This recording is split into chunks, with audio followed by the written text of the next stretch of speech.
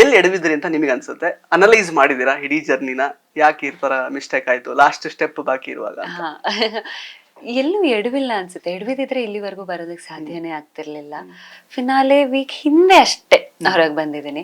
So ಅದಕ್ಕೆ ಕಾರಣ ಅನ್ನೋದಾದ್ರೆ ಎಡವಿದ್ದಲ್ಲ ಅನ್ಸುತ್ತೆ. ಚಂದ ನನ್ ಪ್ರಕಾರ ಯಾವುದೇ ರಿಗ್ರೆಟ್ಸ್ ಇಲ್ಲ ನಂಗೆ ಆಟದ ವಿಚಾರವಾಗಿ. ಯಾಕೆ ಹೊರಗೆ ಬಂದೆ ಅನ್ನೋ ಪ್ರಶ್ನೆ ಏನಾದ್ರೂ ಹುಟ್ಟುತ್ತೆ ಅಂದ್ರೆ ನನ್ನ ವ್ಯಕ್ತಿತ್ವನೇ ಕಾರಣ. ನನ್ನ ವ್ಯಕ್ತಿತ್ವಕ್ಕೆ ಅದ್ರ ಬಹಳಷ್ಟು ಪ್ಲಸ್ ಇದೆ, ಆದ್ರೆ ಅದರದೇ ಆದಂತ ಮೈನಸ್ ಇದೆ. Gautam is not too loud. Gautam is not ಸಮನ್ ಅಂದ್ರೆ ನೋಡಿದ ತಕ್ಷಣ ಪ್ರಶ್ನೆ ಮಾಡೋಳು, ಪ್ರೋಸೆಸ್ ಮಾಡ್ತಾಳೆ. ಅದ್ ನೋಡಿದ ತಪ್ಪ ಅನಿಸ್ತದೆ ತಪ್ಪೇನಾ ಅಥವಾ ಅದು ಯಾರಿಂದ ತಪ್ಪು ಅಂತ ಪ್ರೋಸೆಸ್ ಮಾಡ್ತಾಳೆ. ಬಟ್ ಅಲ್ಲಿ ಹಾಗಾಗೋದಿಲ್ಲ. ನೋಡಿದ ತಕ್ಷಣ ಹೇಳ್ಬೇಕು, you have to be loud enough. ಮಾತಾಡ್ಬೇಕು, ಅಭಿಪ್ರಾಯಗಳನ್ನ ತುಂಬಾ ನೇರವಾಗಿ ಹೇಳ್ಬೇಕು. ನಾನು ನೇರವಾಗಿ ಹೇಳ್ತೀನಿ ಹೌದು, ಬಟ್ ಎದುರುಗಡೆ ಇರುವಂತ ವ್ಯಕ್ತಿ ಬಗ್ಗೆ ಒಂದ್ ಸ್ವಲ್ಪ ಯೋಚನೆ ಮಾಡ್ತೀನಿ. ಯಾರಾದ್ರೂ ಅಷ್ಟೇ, ಅದು ಫ್ರೆಂಡೇ ಆಗಿರ್ಬೇಕು ಅಥವಾ ಹುಡುಗಿ ಆಗಿರ್ಬೇಕು, ಹುಡುಗ ಆಗಿರ್ಬೇಕು ಅಂತಿಲ್ಲ. ಅದ್ ನಾನು ಬಹಳ ವರ್ಷಗಳಿಂದ ಹಾಗೆ ಬಂದಿರೋದ್ರಿಂದ ಅಲ್ಲಿ ಒಳಗಡೆ ಪಟ್ಟಂತ ಚೇಂಜ್ ಆಗೋದಕ್ಕೆ ಆಗ್ಲಿಲ್ಲ. ಸೊ ನನ್ನ ವ್ಯಕ್ತಿತ್ವಕ್ಕೆ ನಾನು ಒಳಗೆ ಹೋಗ್ಬೋದಾ ಅಂತ ಪ್ರಶ್ನೆ ಬಂದಾಗ ಬೇಕಾ ಅಂತ ಯೋಚನೆ ಮಾಡಿದ್ದು ಇದೆ. ವೈ ನಾಟ್ ಅಂತ ಯೋಚನೆ ಮಾಡಿ ಒಳಗೆ ಹೋಗಿದ್ದಿದೆ. ಒಳಗೆ ಹೋಗ್ತಾ ಒಂದೇ ಯೋಚನೆ ಮಾಡಿದ್ದು, ನಾನು ಹೇಗೆ ಹೋಗ್ತೀನೋ ಹಾಗೆ ಹೊರಗೆ ಬರ್ಬೇಕು ಅಂತ.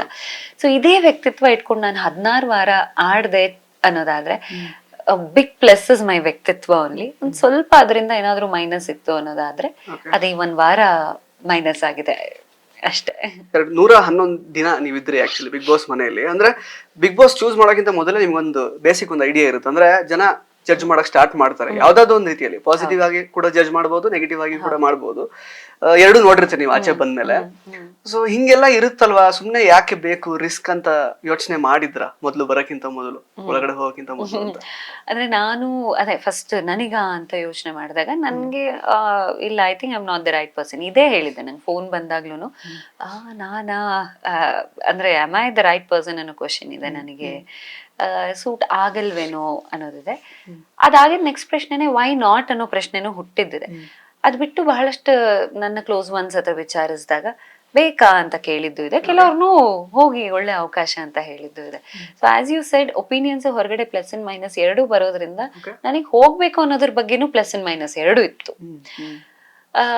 ಆದ್ರೆ ನಾವ್ ಯಾವಾಗ್ಲೂ ಒಳ್ಳೇದನ್ನ ಎಕ್ಸ್ಪೆಕ್ಟ್ ಅಂತೂ ಮಾಡಕ್ಕಾಗಲ್ಲ. ಬಿಗ್ ಬಾಸ್ ಮನೆಯಿಂದ 80-90% ಒಳ್ಳೇದೇ ಆಗುತ್ತೆ. ಬಟ್ ಆ 10% ಯಾರು ಒಂದ್ ಸ್ವಲ್ಪ ದೂರದಲ್ಲಿ ಕೂತು ಕಮೆಂಟ್ ಮಾಡೋದಾಗ್ಲಿ ಅಥವಾ ನಾವ್ ಅರ್ಥ ಆಗ್ದಿರ ಕಮೆಂಟ್ ಮಾಡೋದಾಗ್ಲಿ, ಅರ್ಥ ಆಗಿ ಯಾರು ಮಾಡಲ್ಲ. ಇವಾಗ ಗೌತಮಿ ಏನು ಅಂತ ಗೊತ್ತಿರೋರು ಯಾರು ಕಮೆಂಟ್ ಮಾಡೋದಿಲ್ಲ.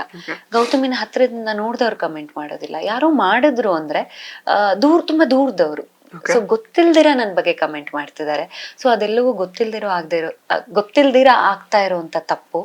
ಸೊ ಅದ್ರ ಬಗ್ಗೆ ಹೆದರ್ಕೊಂಡು ಈ 90% ಒಳ್ಳೇದನ್ ಬಿಡುವಂತ ಯೋಚನೆ ಬೇಡ.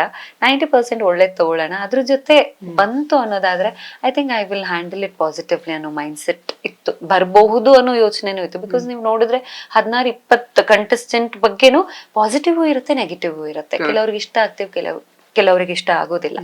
So let me take it ಅನ್ನೋದು. ಸೊ ಆ ಪರ್ಸೆಂಟೇಜ್ ವೇರಿ ಮಾಡ್ಕೊಳ್ಳೋದು ನನ್ನ ಕೈಯಲ್ಲಿದ್ದು. ಸೊ ನನಗೆ ನಾನು ಇವಾಗ ಬಂದು ನೋಡ್ತಾ ಇರೋ ಪ್ರಕಾರ 90% ನನ್ನ ಬಗ್ಗೆ ಒಳ್ಳೇದೇ ಇದೆ. ಎಲ್ಲರಿಗೂ ಇಷ್ಟ ಆಗಿದೆ, ವ್ಯಕ್ತಿತ್ವದ ಬಗ್ಗೆ ಇಷ್ಟ ಆಗಿದೆ.